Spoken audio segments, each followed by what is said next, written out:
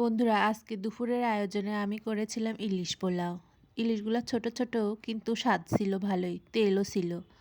তো এই ইলিশগুলো আমার হাজবেন্ড নিয়ে আসছিল। খুবই টেস্ট, মানে আজকে রান্নাটা খুবই মজা হয়েছিল। ছোট ইলিশ দিয়ে করে দেখলাম। তো এখানে আমি পেঁয়াজ বাটা, বাদাম বাটা আর আমার বিরিয়ানির জন্য আলাদা করে আমি একটু মশলা করে রাখছিলাম সেইটা। এখানে লবণ, ধনিয়ার গুঁড়া আর দুধ আর লেবু। যেহেতু টক দই আমার কাছে ছিল না, সেই জন্য আমি এটা দিয়েই মাছটা খুব ভালো করে 2-3 ঘন্টা মেরিনেট করে রেখে দিলাম। এখানে কাঁচামরিচ ফালি করে দিয়েছি, বেটে দেই নাই। মেরিনেট করে রাখার পরে মাছটা খুব সুন্দর করে কষায়ে নেব।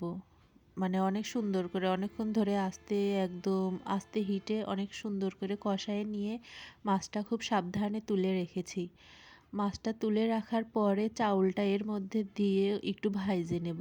চাউলটা ভাজা হয়ে গেলে আমি পানি দিয়ে দেব। পানি দিয়ে ভাতটা যখন 80% সেদ্ধ হয়ে যাবে, তখন আমি মাছটা এর মধ্যে দেব। মাছটা এর মাঝখানে দিয়ে আমি পুরা চাউলটা দিয়ে ঢেকে দিয়েছি, যাতে করে মানে মাছটাও আর একটু ভালো মতো সিদ্ধ হয়ে যায়, নুন ঝাল সব মাছের মধ্যে যায়। এর মধ্যে আমি আবার একটু ঘি দিয়েছি আর পেঁয়াজ বেরেস্তা দিয়ে খুব সুন্দর করে অনেকক্ষণ ধরে দমে রেখে রেখে পোলাওটা রান্না করলাম। পোলাওটা খাইতে খুবই মজা হয়েছিল। সারা ঘর আমার এই পোলাওয়ের বাসনায় একদম ম করতেছিল। তো যাই হোক, দুপুরবেলা দুইজন একসঙ্গে খেতে বসলাম।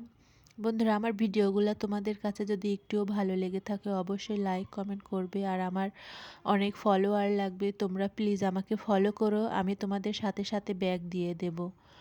আমি সবসময় অ্যাক্টিভ থাকি, তোমরা আমার সঙ্গে যুক্ত হইতে পারো। আর তোমরা আমাকে অবশ্যই সাপোর্ট করবে, আমিও তোমাদের সাপোর্ট করব। এবং তোমরা অবশ্যই পুরা ভিডিওটা দেখার চেষ্টা করবে।